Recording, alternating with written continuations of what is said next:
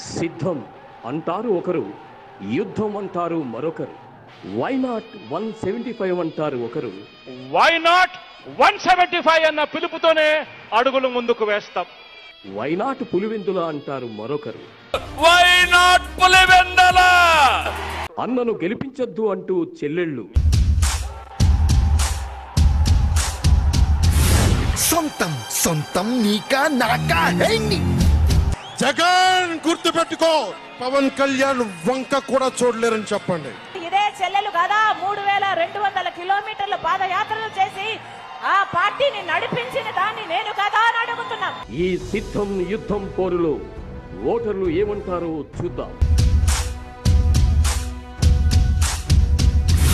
గత 30 సంవత్సరాలుగా విజయనగరం, విశాఖపట్నం జిల్లాల వ్యాప్తంగా వార్తా ప్రసారాలు అందజేస్తూ ప్రతి ఎన్నికలలోనూ రాజకీయ విశ్లేషణతో కూడిన విషయాలను ఎప్పటికప్పుడు మీకు నిష్పక్షపాతంగా అందిస్తోంది వాజీ ఛానల్. 2024 ఈ ఎన్నికల సంగ్రామంలో ప్రతి నిత్యం జరిగే రాజకీయ పోరుపై ప్రత్యేక వార్తా రూపంలో మీకందిస్తోంది వాజీ. సిద్ధం యుద్ధం. బ్యాలెట్ లో చూద్దాం.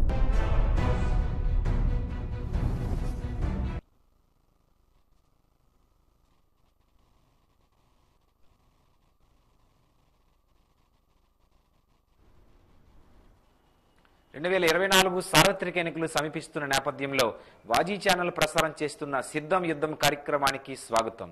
ముందుగా జిల్లాలోని ప్రధాన అంశాలు ఏంటో చూద్దాం.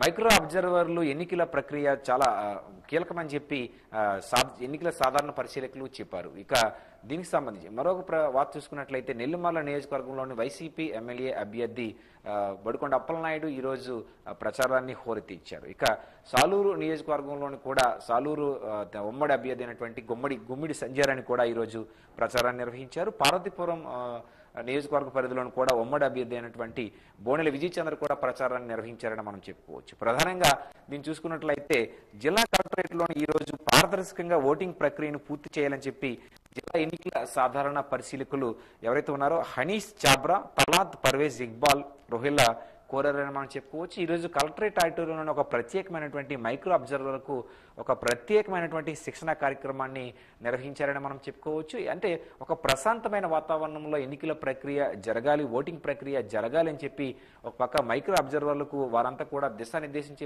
చేశారు. ఈ నేపథ్యంలో జిల్లా కలెక్టర్ జిల్లా ఎన్నికల అధికారి నాగలక్ష్మి కూడా పలు రకాలైనటువంటి ఆదేశాలు జారీ చేస్తూ ఎన్నికల అబ్జర్వర్లకు కూడా ఒక దిశానిర్దేశం చేశారని మనం చెప్పుకోవచ్చు. ఏదేమైనప్పటికీ అంటే ఒక ప్రశాంతమైన వాతావరణంలో, నిష్పక్షమైనటువంటి వాతావరణంలో ఒక ఎన్నికలు జరగాలని చెప్పి ఒక పక్క జిల్లా సంబంధించినటువంటి అబ్జర్వర్లు వారికి చెప్పారు. ఎలాంటి సమస్యలు తలెత్తినట్లయితే వెంటనే నివృత్తి చేసుకోవాలని చెప్పి అంటే మైక్రో అబ్జర్వర్లు అనేవారు చాలా కీలకమైనటువంటి ఎన్నికలకు కీలకమైన వ్యక్తులుగా మనం చెప్పుకోవచ్చు అని చెప్పి ఒక అబ్జర్వర్లు ఒక పక్క చెప్తున్నారు. ఏదేమైనప్పటికీ ఓటర్లు కూడా అంటే ఎవరైతే ఓటర్లు ఓటు వేసేటప్పుడు కూడా చాలా గోప్యంగా ఉండాలని చెప్పి అంటే ఎవరు కూడా వెబ్కాస్టింగ్ కానీ వీడియో కానీ తీయకూడదని చెప్పి ఇదంతా కూడా ఓటర్కు స్వతంత్రంగా ఓటు వేసుకునే హక్కు కల్పించే విధంగా, స్వతంత్రంగా ఓటు వేయడానికి అవకాశం ఉండే విధంగా చర్యలు తీసుకోవాలని చెప్పి అంటే ఎలాంటి ఘటనలు జరగకుండా, ఎలాంటి అవాంఛనీయ సంఘటనలు జరగకుండా తగిన చర్యలు తీసుకోవాలని చెప్పి ఎన్నికల అబ్జర్వర్లు మైక్రో సంబంధించినటువంటి అబ్జర్వర్లు ఎవరైతే ఉన్నారో వారందరికీ కూడా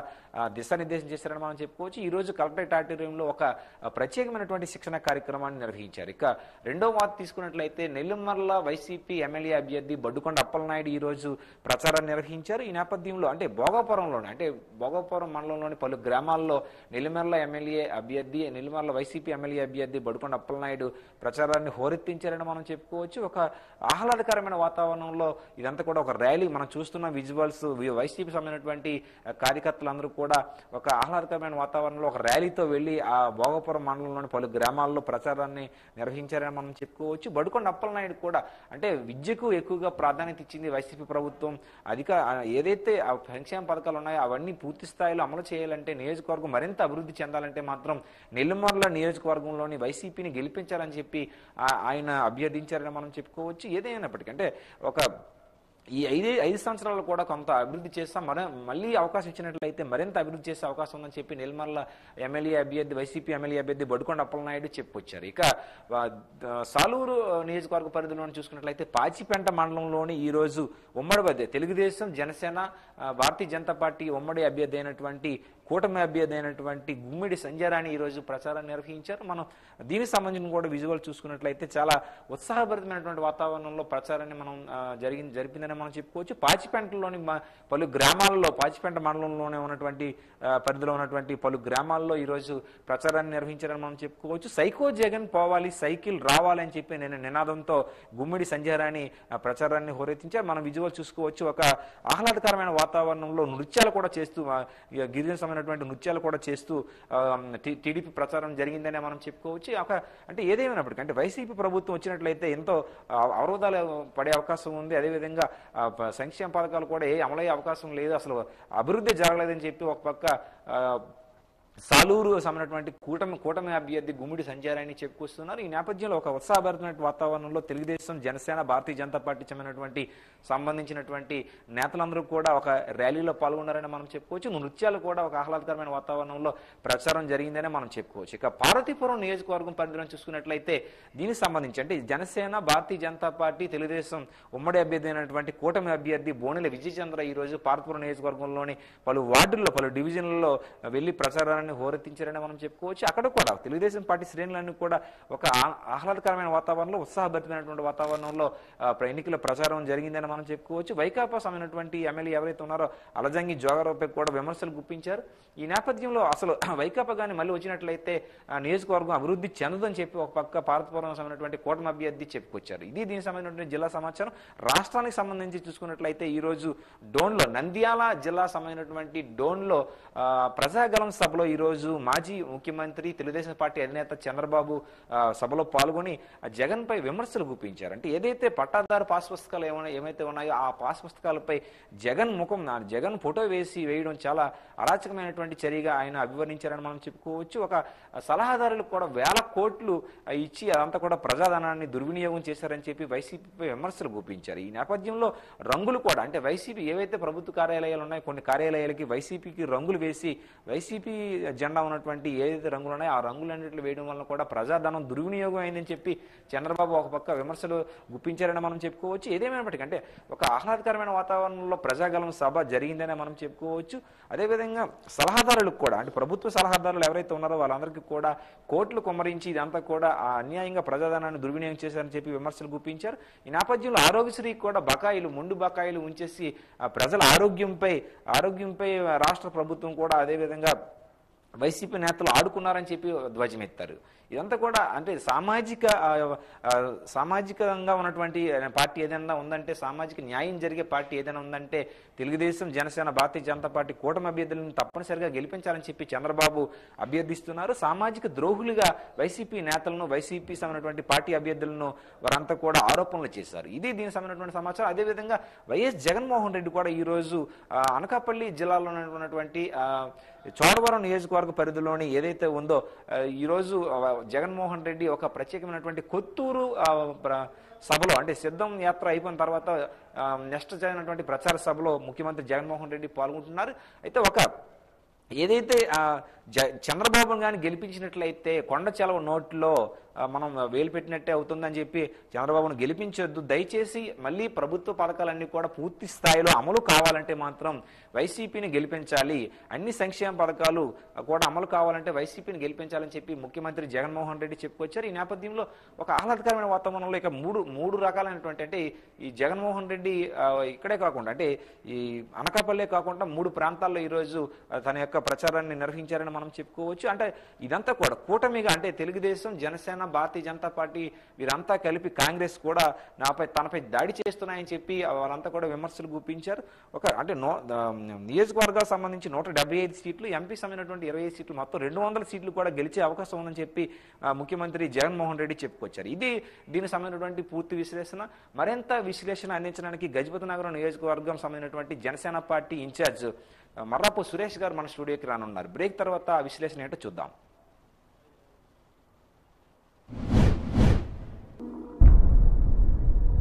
అలాంటి పరిస్థితులు ప్రధానంగా ధాన్యం కొనుగోలు కేంద్రంలో అంటే ఏదైతే ఇంతకుముందు అంతకుముందు తెలుగుదేశం పార్టీ హయాంలో ధాన్యం కొనుగోలు కేంద్రాలు ఉండేవి. ఇప్పుడు ప్రస్తుతానికి ఆర్బీకేలు వచ్చాయి. రైతు భరోసా కేంద్రాల ద్వారా ధాన్యాన్ని కొనుగోలు చేస్తున్నారు. దీంట్లో రైతులు ఎన్నో అవస్థలు పడుతున్నారు. అంటే ఎన్నో ఒక బస్తాకి సుమారు 5-6 కేజీల నుంచి కూడా నష్టపోయే అవకాశం ఉంది. దీన్ని ఏమంటారు? మీరు ఏ విధంగా ప్రజలకు తీసుకెళ్లారు? ఇక్కడ 2 అంశాలు ఉన్నాయండి. ఒకటి, గతంలో కొనుగోలు కేంద్రాలు అనేవి ఉండేవి. అది ఎక్కడ ఉండేవి?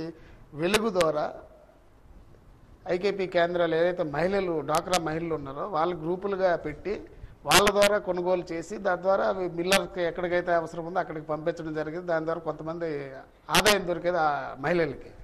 దాన్ని తీసేసి ఆర్బీకే కేంద్రాలని పెట్టారు. ఆర్బీకే కేంద్రాల్లో వాళ్ళు అక్కడ ధాన్యం చెక్కింగ్లు కానీ లేదంటే ఎటువంటి ఏమీ చేయరు. అక్కడ ఉండి అక్కడి నుంచి వాళ్ళు బటన్లు అక్కడ కంప్యూటర్లు ఏదైతే ఉందో ట్రక్ షీట్ జనరేట్ చేయడం ఇవి జరుగుతాయి తప్ప అక్కడ గ్రౌండ్లో ఎలా ఉందో చూడటం లేదు.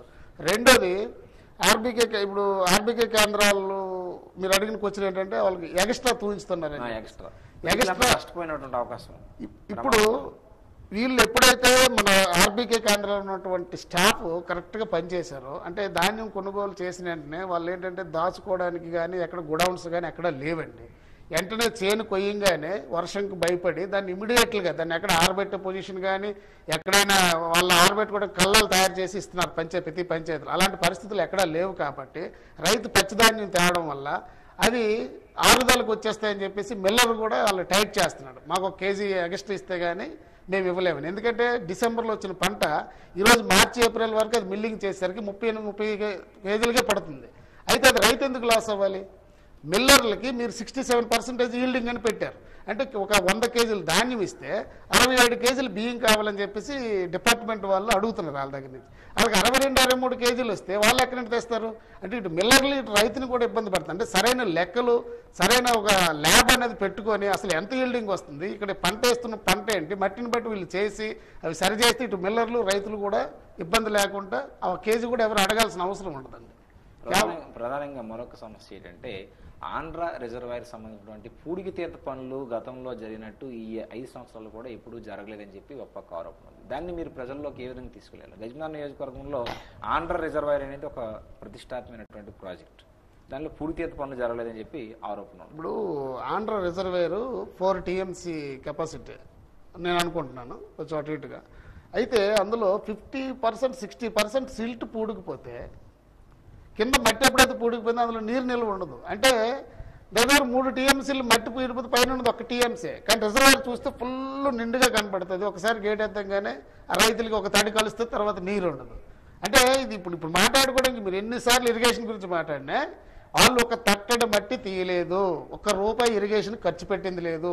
ఎక్కడైతే మనకి కాలువలు కరకట్లు కొట్టేశాయో అది తప్పదు కాబట్టి అలాంటి ఎమర్జెన్సీ ఏదైతే వర్షాకాలంలో ఎక్కడైనా కాలువలు కొట్టేస్తే అలాంటి పూడికి పూర్తి చేయడే తప్ప ఎక్కడా కూడా ఇరిగేషన్ మీద 1 రూపాయి ఖర్చు పెట్టలేదు సార్. ఇది వాస్తవం. రైతుకు ఉపయోగపడే పని ఏదీ చేయలేదు వీళ్ళు. విత్తనాలు ఇవ్వలేదు, ఎరువులు ఇవ్వలేదు, పూడికలు తీయలేదు. ప్రతి ఎకరానికి నీరు ఇవ్వాల్సిన ఇచ్చే దిశగా మనుషులు వెళ్ళాలి తప్ప. గజమార్ నియోజకవర్గం పరిధిలోని మొత్తంగా చూసుకున్నట్లయితే రైతులు ఎక్కువగా నివసించే ప్రాంతం. ఆ ప్రాంతంలో ప్రాజెక్టులు కూడా ఉన్నటువంటి ప్రాంతం కాబట్టి రైతులకు నీరు ఇవ్వాల్సినటువంటి బాధ్యత ప్రభుత్వాలపై ఉంది. అయితే ప్రస్తుతానికి తాటిపూడి రిజర్వాయర్ సంబంధించి చూసుకున్నట్లయితే విశాఖకు నీరు వెళ్ళే ప్రస్తుతానికి వెళ్తుంది. ఈ నేపథ్యంలో ఆయకట్టు రైతులకు సరిగ్గా సక్రమంగా నీరు అందలేదని చెప్పి వాదన అయితే ఉంది. ఆ ప్రతిపాదన కూడా గతంలో ప్రతిపాదన చేశారు. విశాఖ నీరు వెళ్లకుండా పూర్తి సాగునీటి ప్రాజెక్టుగా తాటిపూడి సంబంధించినటువంటి ఆయకట్టు రైతులందరూ కూడా నీరు అందించే విధంగా చర్యలు తీసుకోవాలని చెప్పి ఒక పక్క చెప్పారు. దానిపై మీరు ఏమంటారు? ఎలా ఉందంటారు? తాటిపూడి రిజర్వాయర్ అనేది సేమ్ దానికి కూడా ఇదే పరిస్థితి అండి. దానికి పెట్టుబడి పెట్టి సిల్ట్ తీయలేదు, దానివల్ల దాని సామర్థ్యం తగ్గింది. అలాగే ఇంకోటి ఏంటంటే విశాఖకి తాగునీరు ఇవ్వడం అనేది మొదటి నుండి ఉంది. కానీ దాని నుంచి మన విశాఖ ఏదైతే ఇప్పుడు అది గ్రేటర్ విశాఖ నుంచి మనకు కొంత సుంకం రూపం డబ్బు రావాలి. ఆ డబ్బు ఖర్చు పెట్టి కూడా దాన్ని మెయింటెనెన్స్ చేయొచ్చు. అది కాకుండా గజపతినగర్ ఎమ్మెల్యే గారు అదనంగా కొన్ని ప్రైవేట్ కంపెనీలు కూడా అక్కడి నుంచి నీరు అమ్మేశారు. అంటే ఇక్కడ ఇసుక అమ్ముకుంటున్నాడు, ఆ నది నుంచి ఏమో నీరు అమ్ముకుంటున్నారు. అంటే మా దౌర్భాగ్యం ఏంటంటే కింద ఉన్న రైతులకు నీరు ఎలా వెళ్ళాలి, దాన్ని ఏదో రకంగా ఎప్పుడు కూడా మెయింటెనెన్స్ చేద్దామని చెప్పి ఆలోచన అయితే లేదండి. దాంట్లో ఇసుక నీరు కూడా అమ్ముకున్నారు. మీరు కావాలంటే చెక్ చేయండి, ప్రైవేట్ కంపెనీలకు ఎవరికి వెళ్ళారంటే చెక్ చేసుకోండి. దాని గురించి మేము గతంలో మేము చాలా బహిరంగ సభలో మేము లోకేష్ గారి దృష్టిలో పెట్టి దాని గురించి చాలా గట్టిగా మాట్లాడాం మేము ఇరిగేషన్ మీద. ఎందుకంటే ఒక రైతు బిడ్డగా నాకు ఎప్పుడు కూడా ఈ పొలంకి నీరు ఎలా వెళ్ళాలి, ఈ పొలం ఎందుకు ఇలా బీడు బారిపి ఉండిపోయింది అని చెప్పి ఆలోచనతో ఉన్నటువంటి వ్యక్తిగా నేను ఎప్పుడు కూడా ఇరిగేషన్ మీద ఎప్పుడు కూడా బుర్ర పెట్టి అసలు ఏం జరుగుతుందని చెప్పేసి ఇరిగేషన్ మన డిపార్ట్మెంట్ కూడా చాలా సార్లు నేను వెళ్ళడం జరిగింది. అదేవిధంగా మరొక సమస్య చూసుకున్నట్లయితే తోటపల్లి కుడి కాలువ పనులు ఇంకా జరగలేదని చెప్పి ఒక పక్క వాదన ఉంది. మీరు దాన్ని ప్రజల్లోకి ఏ విధంగా తీసుకెళ్లాలంటారు, లేకపోతే గవర్నమెంట్ వచ్చినట్లయితే ఎలా మీరు దానిపై దృష్టి సారిస్తారంటారు? సార్ ఇది మినిమం సార్ మన జిల్లాలో మన గజపతి నగరము అలాగే జిల్లాలో ఇప్పుడు తోటపల్లి అంటే మనకు పార్వతపురం నుంచి రావాలి. ఆల్రెడీ అది చాలా వరకు కంప్లీట్ అయిపోయింది. అతి తక్కువ ఖర్చు పెడితే ఆ కాలువ కంప్లీట్ అయిపోతే ఇటు గజపతి నగరం నుంచి ఇటు చీపురుపల్లి వరకు కూడా నీరు వెళ్ళే అవకాశం ఉందండి. అది చేయలేదు. ఆంధ్ర నుంచి రావాల్సిన కాలువ కూడా పెండింగ్ ఉంది, అది కూడా కంప్లీట్ చేయలేదు.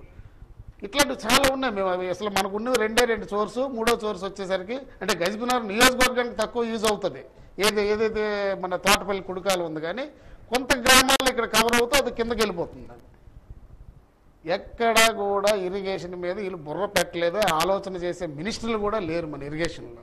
అది మన దౌర్భాగ్యం. ఎందుకంటే ఫైనాన్స్ మినిస్టర్ ఎంత అవసరమో అలాగే ఇరిగేషన్ మినిస్టర్ అంతే అవసరం, ఏమంటారు ఎడ్యుకేషన్ మినిస్టరు అలాగే హెల్త్ మినిస్టర్, ఈ మినిమం వీళ్ళెవ్వరికి కూడా ఈ శాఖల్లో చేసిన వాళ్ళకి ఎవరికి ఏదీ తెలియదు.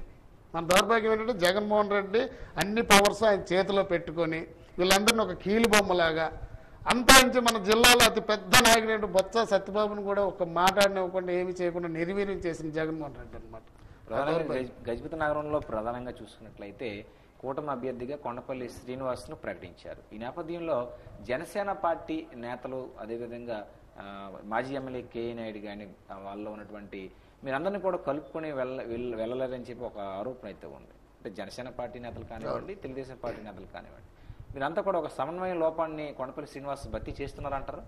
అంటే మీకు ఏదో ముఖం మొత్తే మాటలు కాకుండా ఉన్న వాస్తవం చెప్పాలి. మీకు వాస్తవం ఏంటంటే కొండపల్లి అప్పలనాయుడు గారు గతంలో మాజీ ఎమ్మెల్యే, లాస్ట్ 5 years వర్క్ చేశారు. అలాగే నేను 2015 నుంచి నేను ఎమ్మెల్యే అవుదామని చెప్పి అక్కడ వర్క్ చేశాను. శ్రీనివాసరావు గారికి టికెట్ ఇచ్చారు కాబట్టి వెంటనే వెనకాతలు వెళ్ళిపోయి పనిచేయాలని ఏమి లేదండి. వాస్తవం ఉన్నదే మాట్లాడదాం. అంతే లేదు సార్ నేను వెంటనే వెళ్ళి శ్రీనివాస్ గారు చేసి చెప్పి ఆయన దగ్గర నేను మార్కులు కొట్టేయాల్సిన అవసరం లేదు. సమన్వయ లోపం ఉందని చెప్పి లేదు, అది బిగినింగ్ లో ఉన్న మాట. వాస్తవం ఏంటంటే ఏమైనా టికెట్ మారే అవకాశం ఉంటుందేమని చెప్పి ఆయన ప్రయత్నం చేసాడు కేఏ నాయుడు. అలాగే అట్ ద సేమ్ టైం నేను మా పార్టీ దగ్గర నుంచి జనసేనకి టికెట్ ఇస్తే నేను గెలిపించుకొని వస్తానని చెప్పేసి మా పార్టీ పెద్దలతో నేను మాట్లాడడం జరిగింది. సో ఇది ఎప్పుడైతే ఇక లేదు అవకాశం లేదని చెప్పేసి అనుకున్నాము, నేను వెంటనే శ్రీనివాస్ గారి దగ్గరికి వెళ్ళడం జరిగింది. శ్రీనివాస్ గారు మీకు నా మద్దతు ఉంటుంది, మాకు పవన్ కళ్యాణ్ ఏంటి చెప్పారు అదే చేస్తాము, అంతకుమించి మా మైండ్లో ఇంకేముండదండి, మీరు ఏదైనా ప్రోగ్రామ్స్ ఉంటే పిలవండి అని చెప్పేసి నేను శ్రీనివాస్ గారికి చెప్పడం జరిగింది. అలాగే మన చంద్రబాబు నాయుడు గారు వచ్చినప్పుడు కేఏ నాయుడు గారు కూడా డయాస్ పంచుకోవడం జరిగింది. ఆయన స్టేజ్ మీద మాట్లాడారు.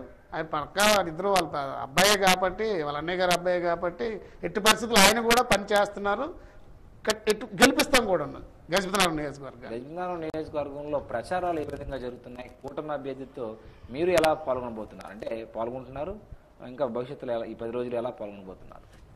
మొదటి నుండి ఒక 3 భాగాలుగా విభజించడం జరిగింది. ఒకటి ఉపాధి హామీ పనులకు వెళ్ళే దగ్గరికి ఒక సెక్షన్, అలాగే డోర్ టు డోర్ క్యాంపెయిన్, అలాగే గ్రామ సభలు. అయితే టైము ఇంకా ఎక్కువ వీలైనంత ఎక్కువ ప్రచారం చేయాలని శ్రీనివాసరావు గారు సతీమణి ఎవరైతే ఉన్నారో లక్ష్మి గారు ఆవిడ ఒక దిక్కుగా వెళ్తున్నారు, కొండబాబు గారు కొండలరావు గారు వాళ్ళ నాన్నగారు ఒక పక్క వెళ్తున్నారు. అలాగే అభ్యర్థితో పాటు నేను గ్రామ సభలు ఎక్కడైతే జనాభా ఒక దగ్గర ఉంటారో, ఎందుకంటే మేము మాట్లాడి ఇక్కడున్న పరిస్థితులు బొత్స అప్పలనరసింహ గారి గురించి, జగన్మోహన్ రెడ్డి గారి గురించి, రేపు రాబోయే ప్రభుత్వం ఏం చేస్తుంది, మా పవన్ కళ్యాణ్ గారు ఎందుకు ఈ కూటమిలోకి వచ్చారని చెప్పేసి జనాలకు అర్థమయ్యే విధంగా ప్రతి ఒక్కటి కూడా చెప్తూ, అలాగే అట్ ద సేమ్ టైం మేము ప్రచారంలో మెయిన్గా తీసుకుపోతున్నది ఏదైతే 2022లో భూచట్టం ఏదైతే ఉందో ఆ భూచట్టం రైతులందరి పాలిట శాపం కాబోతుంది. ఈ భూచట్టం ఏదైతే సర్వే అయిపోతుంది, ఆల్రెడీ ఈవేళ రేపటి నుంచి అది ఇంప్లిమెంట్ కూడా అవుతుంది. దానివల్ల మీ భూమిని మీరు అమ్ముకోలేరు, మీ భూమి మీది కాదు, మీరు కోర్టులకు వెళ్ళలేరు, వెళ్తే ఒకటి జిల్లాకు ఒక పెద్ద మనిషి ఉంటాడు, ఆ పెద్ద మనిషి కూడా ఒక ఎమ్మెల్యే ఒక ఎంపీ చేతిలో ఉంటాడు, టైటిల్ రెవెన్యూ ఆఫీసర్గా ఒక ఎవరిని వేస్తారు. అక్కడికి వెళ్ళి నువ్వు అమ్ముకోవాలని ఆయన దగ్గర ఎన్ఓసి తెచ్చుకోవాలా, నువ్వు ఒకవేళ కొన్నది కూడా నువ్వు మళ్ళీ ఆయన దగ్గరికి వెళ్ళి నా భూమి అని చెప్పి ఎన్రోల్ చేసుకోవాలా, లేదంటే ఏదైనా గొడవ వస్తే 3 నెలలు నువ్వు చూసుకుపోతే నీ భూమి నీది కాదు, ఏదైతే తప్పు పడిందో ఆ తప్పు పడిందే రైట్ అవుద్ది, నువ్వు ఆ తర్వాత కోర్టుకి కూడా వెళ్ళలేవు. ఒకవేళ కోర్టుకి వెళ్ళాలంటే కూడా నీకు ఆ టీఆర్ఓ ఎన్ఓసి ఇవ్వాలి. టీఆర్ఓ ఎన్ఓసి తప్పు చేసినాడు ఎందుకు ఎన్ఓసి ఇస్తాడు? వెళ్తే కూడా ఇక్కడ జిల్లా కోర్టులు లేవు, హైకోర్టుకి విజయవాడ వెళ్ళాలి. సామాన్య రైతు ఎక్కడికి వెళ్తాడు? ఏ కోర్టుకి వెళ్ళి ఎవరి దగ్గరికి వెళ్తారండి? అంటే 75 సంవత్సరాల తర్వాత భూ చట్టాలు మారాలి, తప్పులేదు. మార్చేటప్పుడు అందులో ఏమి ఇబ్బందులు ఉన్నాయి ఏంటంటే చూసి ఇవన్నీ తీయాల్సిన అవసరం ఉంది. ప్రధానమైన 3 సమస్యలు ఉన్నాయండి. ఒకటి, కోర్టుకి వెళ్ళకూడదు అంటే న్యాయ వ్యవస్థను నువ్వు రద్దు ఎలా చేస్తావు? న్యాయ వ్యవస్థ చేయాల్సిన పనులు కూడా రాజకీయ నాయకులను వీళ్ళు రెవెన్యూ అధికారులు చేసేస్తే ఎలాగా? గజపతి నగరంలో మరొక ప్రశ్న. గజపతి నగరంలో కూటమి అభ్యర్థి అంటే ఎంపీ అభ్యర్థి ఎవరైతే ఉన్నారో కలిసెట్టి అప్పలనాయుడు గారి ప్రచారం ఏ విధంగా జరుగుతుంది?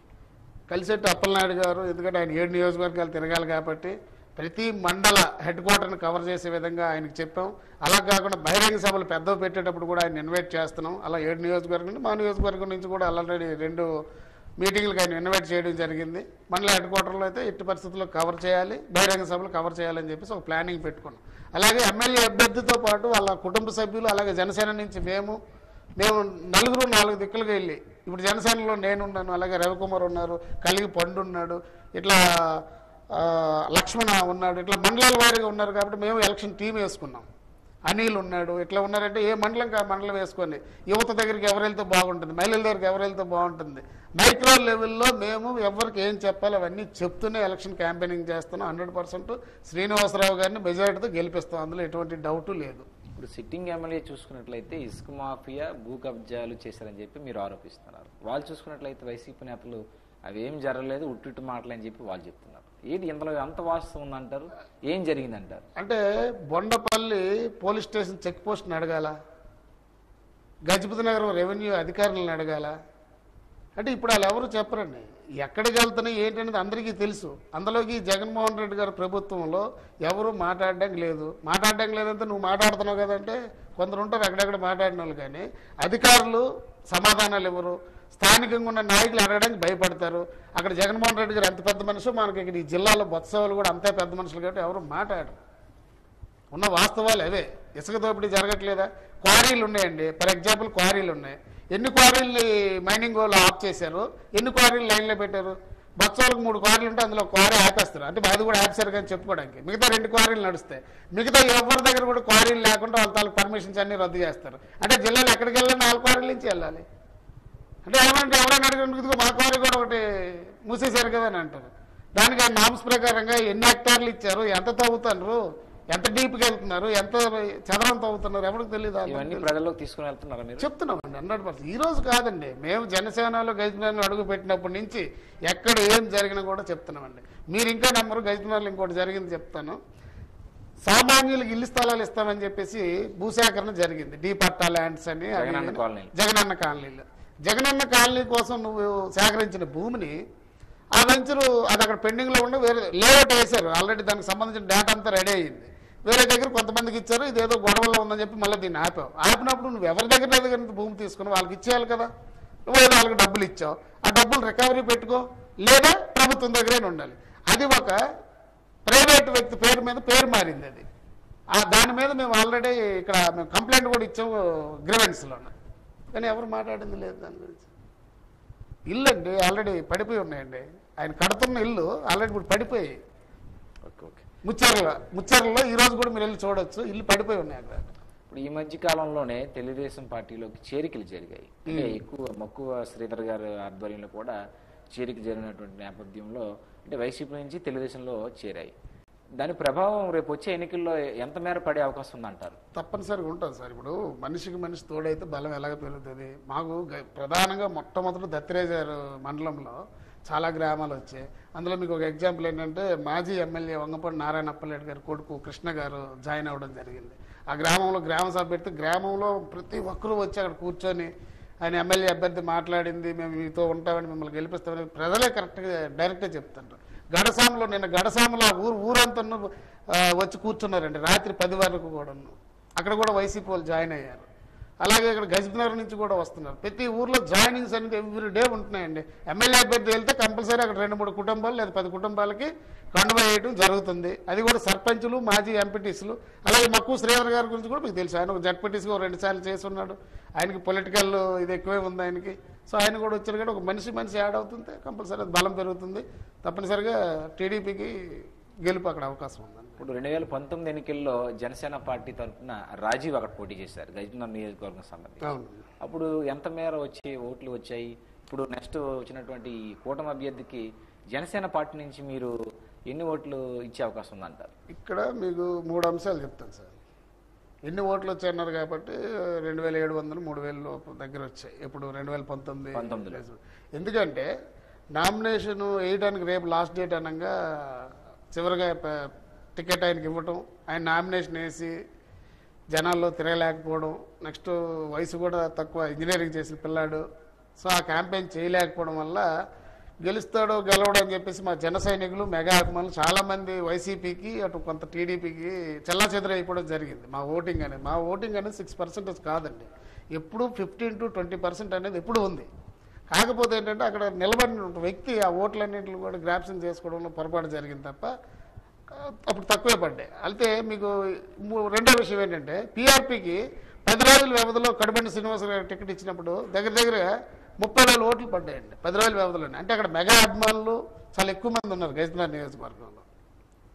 అయితే 3వ అంశం ఇప్పుడు ఎన్ని వస్తాయని మీరు అడుగుతున్నారు కాబట్టి 3వ అంశం ఏంటంటే మేము టీడీపీ చేయలేదని చెప్పం కానీ ఎంత మేరకు మీరు ప్రభావం చూపే అవకాశం ఉందని చెప్తున్నాను. తెలుగుదేశం ఓట్ల కింద లెక్క వస్తాయి, లెక్క వస్తాయి. ఎందుకంటే మాకు సింబల్ లేదు కాబట్టి నేను చేసిన పని చెప్పగలుగుతాను నేను. ఎందుకంటే 2017 నుంచి అప్పుడు ఆ రోజు రాజీవ్ నిలబడిన తర్వాత మరి ఒక అభ్యర్థి ఉండేటప్పుడు ఇన్ఛార్జ్ ఆయన అవుతాడు కానీ నేను కొంచెం దూరం చేయడం జరిగింది. ఆ పిల్లాడు చదువుకుంటున్నాడు, ఆయనకు నాకు పడదు. ఆ రోజు కళ్యాణ్ గారు చదువుకున్న పిల్లలు లేకపోతే డబ్బుతో పని లేకుండా ఇచ్చినటువంటి క్రమంలో ఆయనకి ఇచ్చారు అది.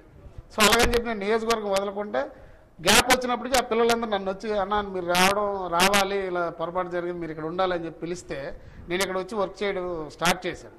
ప్రతి గ్రామంలో మాకు 4700 సభ్యత్వాలు చేశామండి. క్రియాశీలక సభ్యత్వాలు 500 రూపాయలు పెట్టి. అట్ ద సేమ్ టైం ఈ రోజుకి నేను ఒక్కరికి ఒక మందు సీసా కానీ ఏమి ఇవ్వకుండా ఎక్కడ ఎప్పుడు మీటింగ్ పెట్టినా ఎప్పుడు పార్టీ కార్యక్రమాలు పిలుపునిచ్చినా కూడా మా వాళ్ళు నా పిలుపు మేరకు అందరూ వస్తారు. టీడీపీ వాళ్ళు చేశారో లేదో నేను చూడలేదు కానండి ఈ 5 సంవత్సరాల ప్రతిపక్ష పాత్ర గజనగరంలో మేమే పోషించాం. హెడ్ క్వార్టర్లో కూడా మీరు చూసి ఉంటారు, మేము చాలా ధర్నాల్లో మేము పాల్గొని ఉంటాం. అయితే అందువల్ల ఏంటంటే మాకు జనసేన అనేది ఆ రోజుకి ఈరోజు గ్రాఫ్ కళ్యాణ్ గారు సభలు కావచ్చు, మేము తిరిగే మా కష్టం కావచ్చు, గ్రాఫ్ ఎప్పుడు పెరిగింది. సో ఈసారికి ఏంటంటే అందరినీ కూడా అటు ఇటు వెళ్ళిపోయే పరిస్థితిలో వదలలేదు. వైసీపీకి ఒక్క ఓటు అంటే ఒక ఓటు జన సైనికుడు వేయడండి. ఎందుకంటే మా అధినేతని ఈ వైసీపీ వాళ్ళు మాట్లాడే మాటలు వ్యక్తిగతంగా దోషంలు మాకు చాలా కోపాన్ని తెప్పిస్తున్నాయి. రాజకీయాలు మాట్లాడాలి, ఎవరికైనా పబ్లిక్ సమస్య ఉంటే సమస్యల మీద మాట్లాడాలి తప్ప వ్యక్తిగత దోషంలో ఈ వైసీపీలు ఎప్పుడైతే మొదలెట్టారో జన సైనికులకి నేను చెప్తున్నాను, ఈ విజయనగరం జిల్లాలో ఉన్న ప్రతి ఒక్క జన సైనికుడు కూడా జగన్మోహన్ రెడ్డి ఓటమికే పనిచేస్తాడు. జగన్మోహన్ రెడ్డి నా ఓటుతో పాటు నేను ఒక 10 ఓట్లు జగన్మోహన్ రెడ్డిని తీసుకొచ్చి టీడీపీ జనసేన కూటమికి ఓట్లు వేసే విధంగా తయారైపోయారు అందరూ. ఇంకా చెప్పమంటే మేము ఒక ప్రతిజ్ఞ కూడా చేసుకుంటున్నాం. పవన్ కళ్యాణ్ గారి బర్త్డేకి 2019లో ఒక పొరపాటు జరిగింది, అన్నయ్య ఇంకొకసారి పొరపాటు జరగనివ్వం, మీరు ఏంటి చెప్తే మేము అదే చేస్తాం. ఆ రోజు తెలుసో తెలియక కొన్ని తప్పులు చేసాం, కొంతమంది వైసీపీకి గెలుస్తాడో గెలవడానికి అనుమానంతో అటు ఇటు ఓట్లు వేసాం. దాని ప్రభావం ఏంటంటే ఈరోజు మాకు సింబల్ కూడా పర్మనెంట్ కాకుండా అయిపోయింది. దానికి కేవలం మా జన సైనికులు మాదే తప్పు జరిగింది కాబట్టి ఈసారి మీరు ఏంటి చెప్తే మన ఓటు ఎక్కడ మీరు వేయమంటే ఆ బూత్లో వేస్తామని చెప్పేసి మేము ప్రతిజ్ఞలు కూడా చేసుకుంటున్నాం ఎక్కడ పడితే అక్కడ. సురేష్ గారు, ప్రధానంగా అంటే తెలుగుదేశం జనసేనతో పాటు భారతీయ జనతా పార్టీ కూడా ఈ కూటమిలో ఉంది. ఈ నేపథ్యంలో గజపతినగరం నియోజకవర్గంలోని భారతీయ జనతా పార్టీ ఏ విధంగా ప్రచారాల్లో పాల్గొంటుంది, అసలు పాల్గొంటుందా లేదా ఏంటి? అసలు లేదండి, పాల్గొంటున్నారు. అక్కడ దేవరీశ్వరరావు ఎవరున్నారు, దుర్గా ప్రసాద్ ఒక పిల్లాడు ఉన్నాడు. ఆవిడ కాకుండా ఆమె బీజేపీ అధ్యక్షురాలుగా చేసినటువంటి రెడ్డి పావని గారు ఉన్నారు. నిన్న ఎంపీ గారితో వెళ్ళారు, ఎమ్మెల్యే గారు మీటింగ్లకు వస్తున్నారు. రెడ్డి పావని గారు బాగానే అన్నింటిలో తిరుగుతున్నారు. ప్రచారం ఎలా ఉంది? ప్రచారం వస్తున్నారండి, అంటే ఎవరు కూడా నాగట్లేదండి. ఎవరి టైం వాళ్ళు కేటాయించుకొని బీజేపీ జనసేన టీడీపీ కష్టపడుతున్నారు. దానికి తోడు లోక్సత్తా అభిమానులు కూడా మాతో తిరుగుతున్నారు. లోక్సత్తా సపోర్ట్ కూడా మాకే కాబట్టి బాబ్జీ గారు ఇచ్చారు కాబట్టి వాళ్ళు కూడా తిరుగుతున్నారు మాతో. నియోజకవర్గంలో ప్రధానంగా మరొక సమస్య చూసుకున్నట్లయితే చెరుకు సంబంధించినటువంటి చెరుకు రైతులు చాలా ఇబ్బందులు పడుతున్నారు. అంటే భీమసింగ్ షుగర్ ఫ్యాక్టరీ చాలా ఒకప్పుడు చాలా ఒక రైతులకి ఒక ఆశతో ఉండేవారు.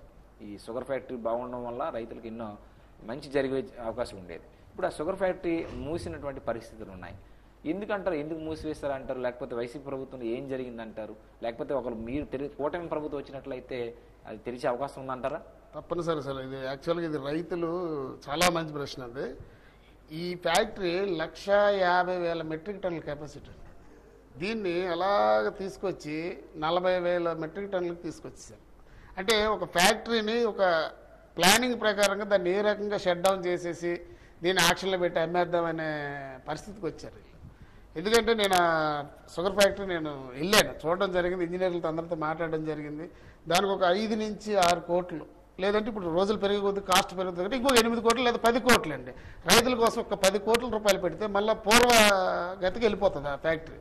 కానీ దాన్ని ఒక పద్ధతి ప్రకారంగా దాన్ని పూర్తిగా షట్ డౌన్ చేసేసి ఆ భూమిని కొట్టేయడానికి ఈ రాజకీయ నాయకులు చూస్తున్నారు అనేది నాకు అర్థమైంది.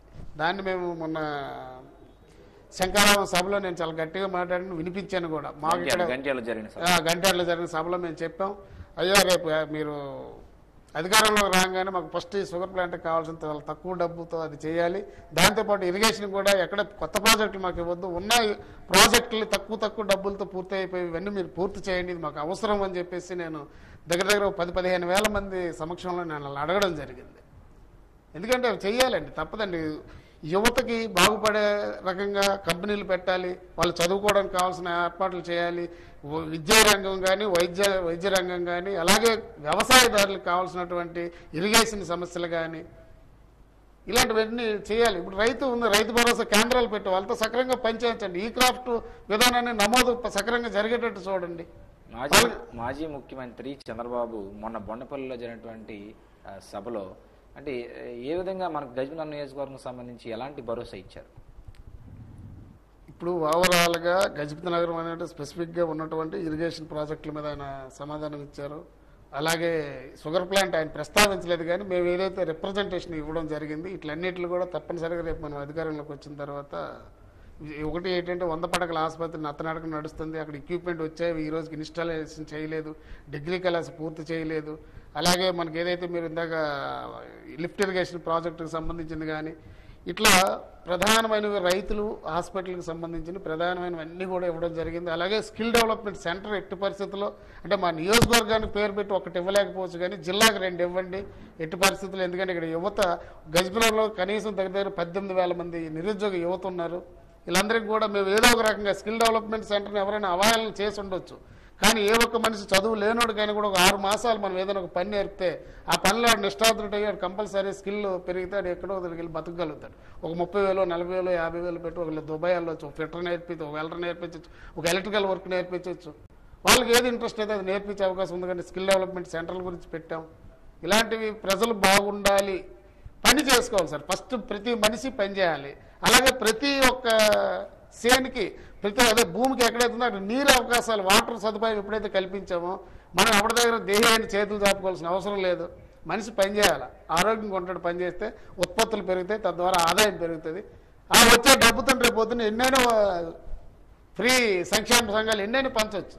ఊరుగా పంచుకుంటూ పోయి పని చేయడం మనిషి సోమరపోతులు అవ్వడం అనేది అది కరెక్ట్ కాదు. అది చంద్రబాబు నాయుడు గారి పద్ధతి అది కాదు. అలాగే పవన్ కళ్యాణ్ గారు కూడా మా యువతకి ప్రధానమైనటువంటి మా సూపర్ 6లో ఒకటి మాదే. అది ఏదైతే 20 లక్షల మంది ఉద్యోగాలు లేదా నిరుద్యోగ భృతి వాళ్ళకి ఉద్యోగాలు వచ్చేదాకా, లేదంటే వ్యాపారాలు చేసుకుంటారు. సురేష్ గారు అంటే సూపర్ 6 అన్నారు కాబట్టి చెప్తున్నాను. అంటే ముఖ్యమంత్రి జగన్మోహన్ రెడ్డి ఒక కొత్త మేనిఫెస్టోని నిన్న రిలీజ్ చేశారు. దానిపై ఏంటంటారు, మీ కామెంట్ ఏంటి, ఎలా ఉందంటారు మేనిఫెస్టో? ఎవరు ఏదైనా ఇవ్వచ్చు సార్, అన్ని డబల్ చేసాడని నేను అనుకుంటున్నాను. కామన్గా ఇప్పుడు వీళ్ళు ఇచ్చారు కాబట్టి దీనికంటే డబల్ చేస్తాను. నేను ఇంకా చూడలేదు. అంటే ఆయన ఏమంటాడంటే ఇక మీరు వచ్చినటువంటి వైసీపీని మళ్ళీ గెలిపిస్తే మళ్ళీ పథకాలన్నీ కూడా పూర్తి స్థాయిలో అమలు చేస్తామని చెప్పి జగన్మోహన్ రెడ్డి చెప్తున్నారు. పథకాలన్నీ చేస్తాం. సూపర్ 6 హామీలను తెలుగుదేశం పార్టీ అధినేత చంద్రబాబు తీసుకొచ్చారు. జనసేన పార్టీ అధినేత తెలుగుదేశం పార్టీ అధినేత కలిపి సూపర్ 6 హామీలు ఉమ్మడి దీనిగా తీసుకొచ్చారు.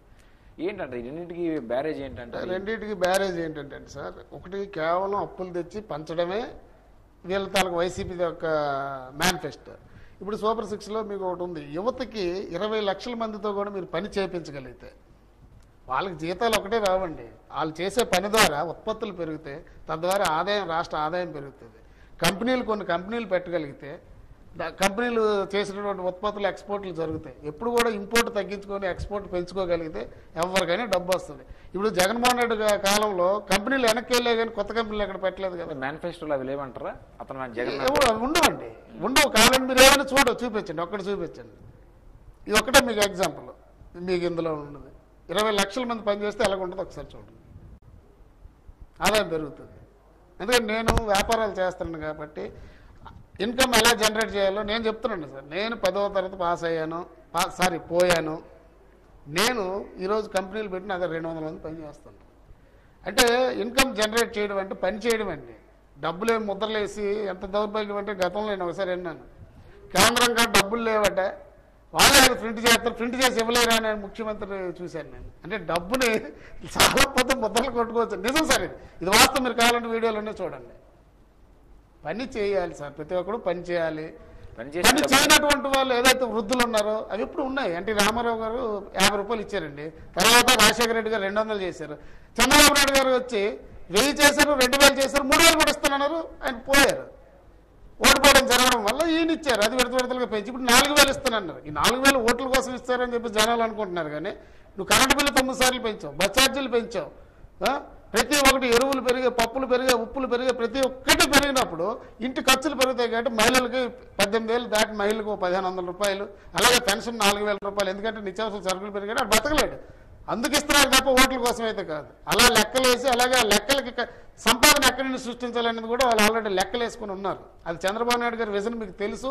గతంలో ఆయన ఏం చేశారండి, హైదరాబాద్ చూస్తే ఈరోజు ఎగ్జాంపుల్ మనకి. మొన్న గెలుచుంటే 100% నేను జనసేన అయినప్పటికీ కూడా మొన్న ఆయన గెలుచుంటే ఈరోజు అమరావతి పూర్తయింది, పోలవరం 72% పూర్తయింది, నెక్స్ట్ 6 మాసాల్లో అది కంప్లీట్ అయ్యేది. వీళ్ళకి వచ్చిన ఫస్ట్ సంవత్సరంలోనే డిసెంబర్ మే అని చెప్పేసి దాని మీద ఎగతాళిగా మాట్లాడి అసెంబ్లీలో మాట్లాడి తట్టడి మట్టి దిగుడు అదే 72% దగ్గర ఉంచారు. అది పూర్తయి ఉంటే ఎంతమంది రైతాంగం, ఎంత వ్యవసాయ ఉత్పత్తులు పెరిగేది, ఎంత ఆదాయం పెరిగేది, అదేం లేవు. ముఖ్యమంత్రి జగన్మోహన్ రెడ్డి మరొకటి ఏమంటున్నారంటే 175కి 175 సీట్లు వచ్చే అవకాశం ఉంది, అదేవిధంగా ఎంపీ సీట్లు కూడా వచ్చే అవకాశం ఉందని చెప్పి ఆయన చెప్తున్నారు. 100% సార్ ఆయన చెప్తున్నారు. కానీ ఏంటంటారు, అది వచ్చే అవకాశం ఉందా? 175 ఎమ్మెల్యేలు ఉన్నాయి కదా, 175 ఎమ్మెల్యేలు గెలుస్తారు, 25 మంది ఎంపీలు గెలుస్తారు. కానీ ఎవరు గెలుస్తారు? వైసీపీ వాళ్ళ, టీడీపీ వాళ్ళ? అదే వైసీపీ అభ్యర్థులే గెలుస్తారు సార్. మీరు జస్ట్ ఇది మీరు చెప్తున్నాను సార్. ఒక 3 పబ్లిక్లో ఆల్రెడీ స్టార్ట్ అయింది. అందరూ అనుకుంటారు 120, 90, 80 ఇలా వస్తుంది, 120 వస్తే 30 వస్తాయి, లేదా 170 వస్తుంది, అంతా ఒకటిదే. ఏదైతే 2019లో ఆయన మాటలు నమ్మి, ఆయన ముద్దులు, ఆయన ఇవన్నీ చూసి ఓట్లు వేశారో, ఆయన నాటక చూసి కష్టపడి పాపం అయ్యో బాబా ఆయన యాక్టింగ్ అంతా చూసి ఎవరైతే ఆ రోజు ఓట్లు వేసి 151 ఇచ్చారో అదే 151 ఇటు తిరగబడుతుంది నా నమ్మకం. ఇది కాకపోవచ్చేమో కానీ 151 దాటొచ్చని నేను చెప్తున్నాను ఈరోజు. ఎందుకంటే నేను గ్రౌండ్లో తిరుగుతున్నాను సార్, రైతులతో మాట్లాడుతున్నా, యువతతో మాట్లాడుతున్నా, వ్యాపారస్తులతో మాట్లాడుతున్నా. ఉద్యోగస్తులు అయితే ఏ ఉద్యోగులు అంటే టీచర్లు, అంగన్వాడీలు, ఆయాలు, వివోలు.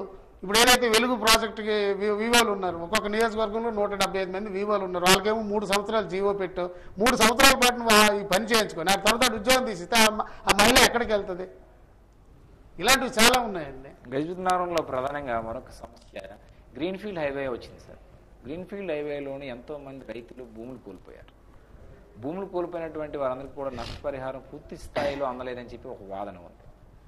దానిపై ఆ సమస్యపై మీరు ఎలా దృష్టి సారించారా? అది యాక్చువల్గా నేను అది కింద చెప్పినట్టుగా అది మేము పెట్టాం. వాళ్ళకి ఏదైతే చంద్రబాబు నాయుడు లోకేష్ గారికి ఇచ్చిన రిప్రజెంటేషన్లో అది పెట్టాం. కానీ మాకు సభలో మాట్లాడడానికి టైం దొరక్క ఆ రోజు మాట్లాడలేదు. నేను ఏదైతే గంటేడు సభలో మాట్లాడానో, ఎందుకంటే అది గంటేడు మీద నుండి వెళ్ళింది కాబట్టి మీరు చెప్పిన హైవే. అక్కడ ఏం జరిగిందంటే సార్, రోడ్డు వచ్చే అలైన్మెంట్ని వీళ్ళు తప్పుడు లెక్కలు సర్వేర్లు తీసుకుని వెళ్ళి, అంటే అవసరం లేని భూమిని కూడా రోడ్లో పడిపోతుందని చెప్పేసి వాళ్ళ దగ్గర నుంచి భూమి భయభ్రాంతులు చేసి భూములు తీసుకున్నారు. కొన్ని రోడ్డు కన్స్ట్రక్షన్ చేసేటప్పుడు భూములు కంపల్సరీ కోల్పోవాల్సి వస్తుంది, అందులో అనుమానం లేదు. ఏదైతే 2013 ఏదో చట్టం ఉంది మనకి, 3 రెట్లు అక్కడ ఉన్న రేటుకి 3 రెట్లుగా వాళ్ళకి ఇచ్చే అవకాశం ఉంది. అది ఇవ్వాలి, అది ఇవ్వలేదు. అడగడానికి ఎవరు లేరు. ఇది సెంట్రల్ గవర్నమెంట్ ప్రాజెక్ట్ కాబట్టి ఇక్కడ ఎవడు పట్టించుకునేవారు లేడు. అలా అని చెప్పేసి ఈ స్థానిక ఎమ్మెల్యేలు వీళ్ళందరూ ఏం చేశారంటే ఆ లైన్ పక్కన మనకు భూములు ఉంటే ఏదో ఒకటి రేపు వ్యాపారాలకు బాగుంటాయని చెప్పేసి ఒక ఫర్ ఎగ్జాంపుల్ చెప్తున్నా, ఇది ఎగ్జాక్ట్లీ ఫిగర్ కాదు, ఒక 100 మీటర్ల వెడల్పు కావాల్సి వచ్చింది. దాని తల గ్రీన్ బెల్ట్కి ఒక 50 ఒక 200 మీటర్లు వెడల్పు అనుకోండి. దాన్ని 500 మీటర్లుగా 600 మీటర్లుగా వీళ్ళు సర్వేరాలు పాతేసి ఎలైన్మెంట్ మ్యాప్లన్నీ అధికారుల దగ్గర ఉంటే ఆ అధికారులు వచ్చి ఎమ్మెల్యేలకి స్థానిక ఎంపీలకి వీళ్ళందరికీ చూపించి అక్కడ భూములు కూడా దోశారు సార్. మీరు అదొకటి చూడండి, వాళ్ళకి ఇవ్వాల్సిన నష్టపరిహారం పక్కన పెట్టండి. రోడ్లో పడినటువంటి భూములు కూడా వీళ్ళు రాళ్ళు పాతేసి ఒరే మీరైతే చేయలేదు ఎమ్మెల్యే గారికి ఇచ్చేయంటారు, లేదా మీ ఎంపీ గారికి ఇచ్చేయంటారు, లేదా స్థానిక ఎంపీపీకి ఇచ్చేయంటారు అని చెప్పేసి ఇలాగ నాయకులందరూ కూడా చాలా భూమి అక్కడ అవసరానికి మించి దోచేశారు. అది కూడా మా దగ్గర డేటా ఉంది, కానీ ఏమి చేయలేని పరిస్థితి. ఇది దీనికి సంబంధించినటువంటి సమాచారం. అంటే గజపతినగరం నియోజకవర్గ పరిధిలోని చూసుకున్నట్లయితే అంటే కూటమి అభ్యర్థి అయినటువంటి కొండపల్లి శ్రీనివాస్ను గెలిపించడానికి అహర్నిశలు శ్రమిస్తామని చెప్పి జనసేన పార్టీ గజపతినగరం నియోజకవర్గం ఇన్ఛార్జ్ మర్రాప్ సురేష్ చెప్తున్నారు. మంచి విలువైనటువంటి సమయాన్ని మంచి విశ్లేషణ అని మర్రాప్ సురేష్ గారు అందించారు. సిద్ధం యుద్ధం కార్యక్రమం ఇంతతో సమాప్తం. నమస్కారం. నమస్తే.